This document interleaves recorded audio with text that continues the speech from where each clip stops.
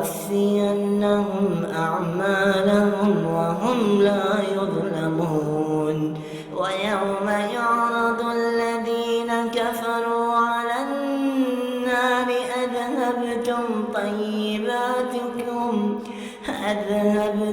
طيباتكم في حياتكم الدنيا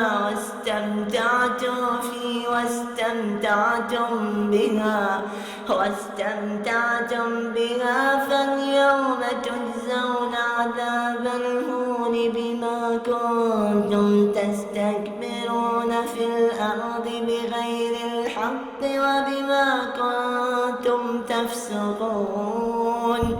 واذكر أخا عاد إذ أنذر قومه بالأحقاف وقد خلت النذر من بين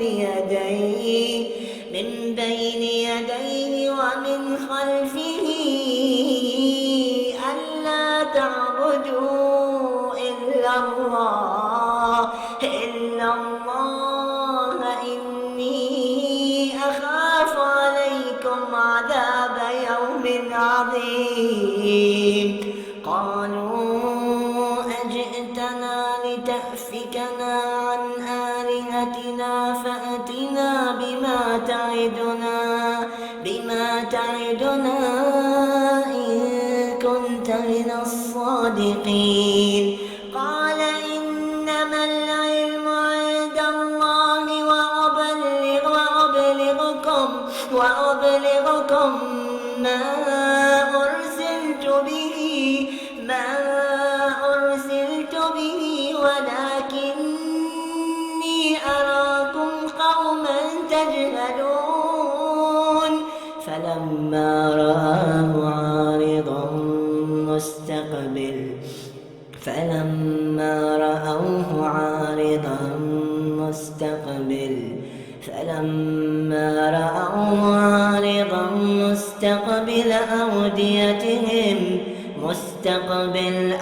مستقبل أوديتهم قالوا هذا عارض ممطرنا بل هو ما استعجلتم به ريح فيها عذاب أليم تدمر كل شيء بأمر ربها فأصبحوا لا يرى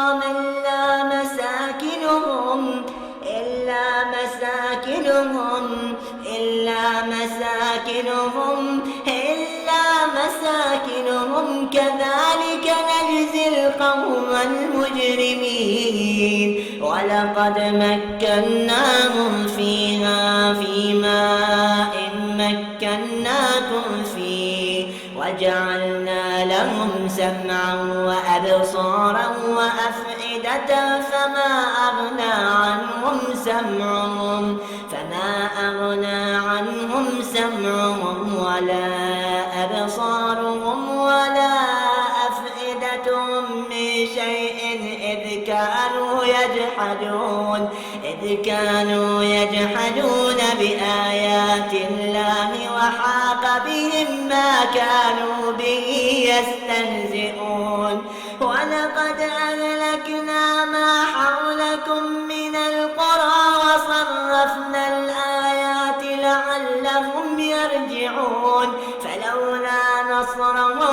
فلولا نصرهم الذي اتخذوا من دون الله قربانا آلهة بل ضلوا عنهم وذلك إفكهم وما كانوا يفترون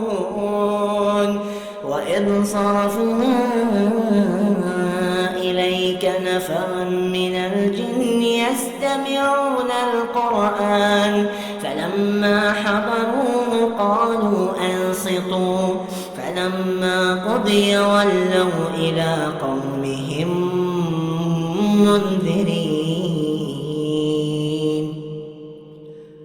قالوا يا قومنا إنا سمعنا كتابا أنزل من بعد موسى مصدقا لما بين يديه يهدي إلى الحق وإلى طريق مستقيم يا قومنا أجيبوا داعي الله وآمنوا به يغفر لكم من ذنوبكم ويجركم من عذاب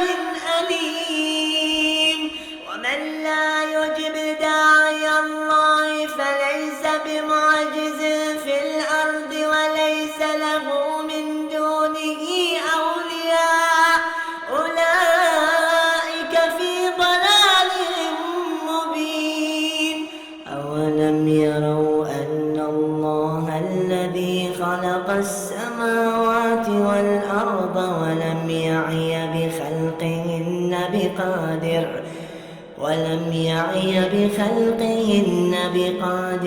على أن يحيي الموتى بلى إنه على كل شيء قدير ويوم يعرض الذين كفروا على النار أليس هذا بالحق قالوا بلى وربنا قال فذوقوا العذاب بما كنتم تكفرون فاصبر كما صبر أولو العزم من الرسل ولا تستعجل لهم كأنهم يوم يرون ما يوعدون لم يلبثوا إلا ساعة من نهار بلاغ فهل يهلك إلا القوم الفاسقون.